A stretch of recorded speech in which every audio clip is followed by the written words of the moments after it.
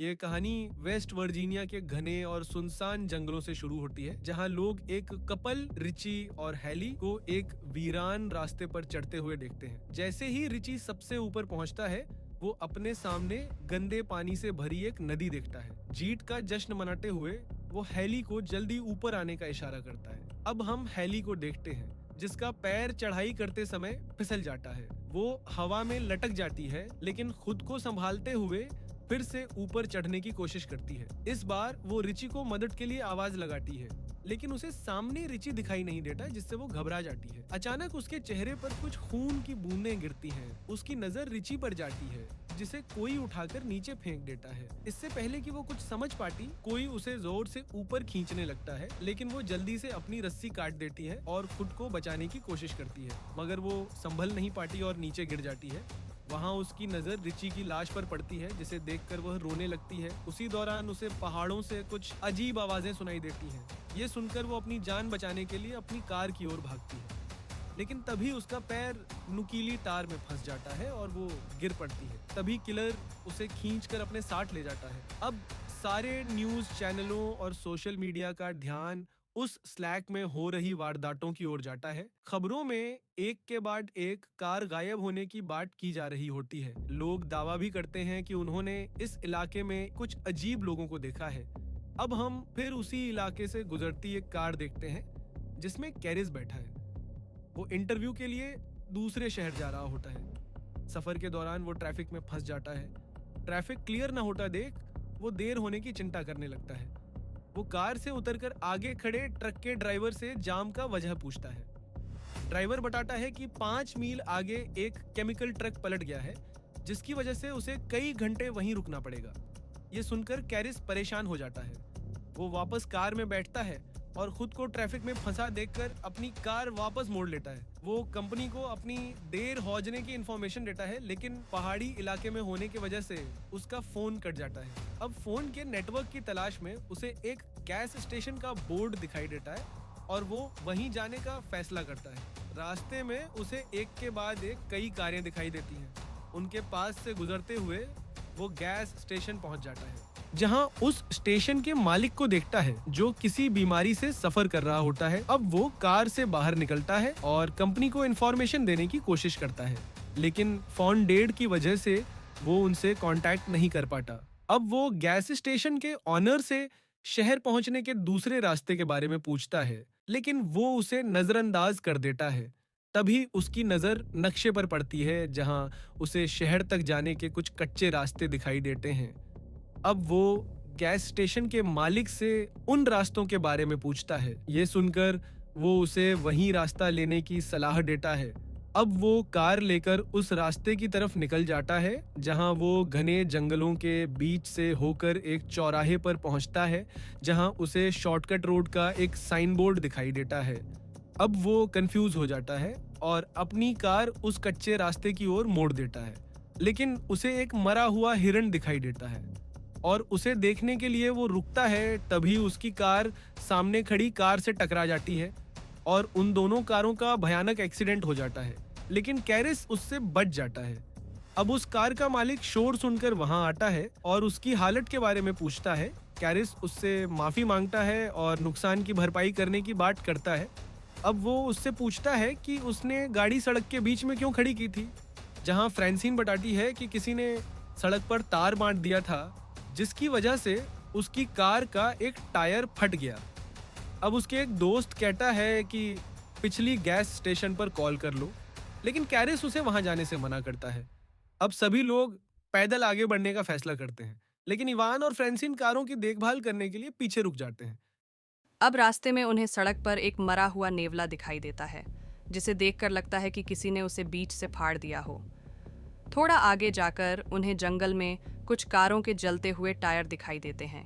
ये देखकर उन्हें खतरे महसूस होने लगाते हैं और वो सबको आगे बढ़ते रहने के लिए कहता है। इसी बीच हम फ्रांसिन और इवान को देखते हैं, जिसे पास की झाड़ियों से कुछ हरकत महसूस होती है और वो उसी जगह को घूरता रहता है। फ्रांसिन उसे वहां न पाकर परेशान हो जाती है और उसे ढूंढने के लिए उसके पीछे चली जाती है। चलते चलते उसकी नज़र इवान के एक जूते पर पड़ती है और जैसे ही वो उसके पास पहुंचती है, उसे वहां इवान का कटा हुआ कान दिखाई देता है। इसे देखकर वो रोने लगती है। तभी पीछे से कोई वह उस पर हमला करता है और उसे मार देता है। अब हम बाकी लोगों को सड़क के आखिर में देखते हैं, लेकिन चारों मदद के लिए बाहर निकलते हैं। चलते चलते उनकी नज़र एक घर पर पड़ती है। अब वो मदद मांगने के लिए उस घर की ओर बढ़ते हैं। कैरिस बहुत सारी कारें देखकर घबरा जाता है और मदद मांगने के लिए घर के दरवाजे पर दस्तक देता है और उन्हें पता चलता है कि इस घर में कोई नहीं है। अब वे सभी कॉल करने के लिए घर के अंदर आते, जहां उनकी नजर डाइनिंग टेबल पर जाती है, जिसे देखकर लगता है कि इस घर की सफाई कई सालों से नहीं हुई है। और दूसरी तरफ उन्हें टूटे हुए चश्मे और कार के खिड़कियों के कांच मिलते हैं। अब जैसे ही वो फ्रिज खोलता है, वो सन्न रह जाता है, क्योंकि फ्रिज में उन्हें बहुत सारे बॉडी पार्ट्स दिखाई देते हैं और जेसी को भी एक कमरे में वही कांटे वाली तार दिखाई देती है। ये सब देखकर वो चारों वहां से भागने लगते हैं। उसी वक्त कैरिस की नजर खिड़की से बाहर जाती है, जहां वो देखती है कि एक कार उनके पीछे पीछे उसी घर की तरफ आ रही है। अब चारों घर के पीछे वाले दरवाजे की ओर भागते हैं, लेकिन दरवाजा बंद होता है। चारों बहुत डर जाते हैं।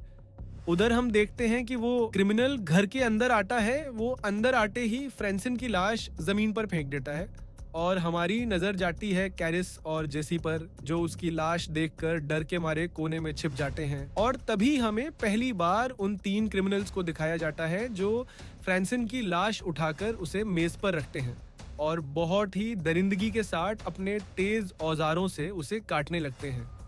ऐसा भयानक मंजर देखकर जैसे ही कार्ली चीखने वाली होती है, स्कॉट अपने हाथों से तुरंत उसका मुंह बंद कर देता है। कुछ देर बाद वो दरिंदे उसका मांस काटे हैं और फिर गहरी नींद में सो जाते हैं। इस मौके का फायदा उठाकर सभी बाहर निकलने की कोशिश करते हैं। तभी उनमें से एक क्रिमिनल की नजर उन पर पड़ जाती है। ये देखकर वो सभी घर के पीछे की तरफ भागने लगते हैं और देखते ही वो दरिंदे तुरंत उन्हें खोजने पहुंच जाते हैं। कैरिस उनकी कार चुराने की तरकीब बनाती है और चिल्लाकर उनका ध्यान अपनी ओर खींचती है, लेकिन तभी उनमें से एक दरिंदा उस पर गोली चला देता है और वो घायल होकर गिर जाती है। ये देखकर बाकी तीनों हैरान रह जाते हैं। अब हम देखते हैं कि स्कॉट जंगल की ओर भाग रहा होता है और जैसे ही उसकी नजर एक ट्रक पर पड़ती है, वो उसे देखकर उसकी तरफ भागने लगता है। उसी वक्त एक तीर उसके सीने को चीरता हुआ उसके सीने के आर पर हो जाता है। अब बाकी 3 अपनी जान बचाकर भागते हैं। कुछ दूर जाकर वो कीचड़ में फंस जाते हैं और उन्हें मजबूरन ट्रक वहीं छोड़ना पड़ता है। तीनों किसी तरह जंगल से निकलकर सड़क की ओर जाते हैं। दिन से रात हो जाती है और वो तीनों दरिंदे अचानक उनका शिकार करने निकल पड़ते हैं। दूसरी तरफ तीनों थककर एक जगह आराम करने के लिए रुक जाते हैं।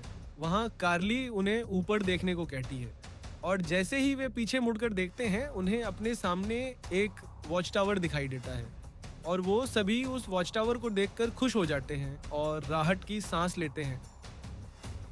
और जब उन्हें वहां ऊपर कोई नहीं मिलता तो वो दुखी हो जाते हैं। जेसी को वहां एक फर्स्ट एड बॉक्स मिलता है, जिसकी मदद से वो कैरिस की पट्टी करती है।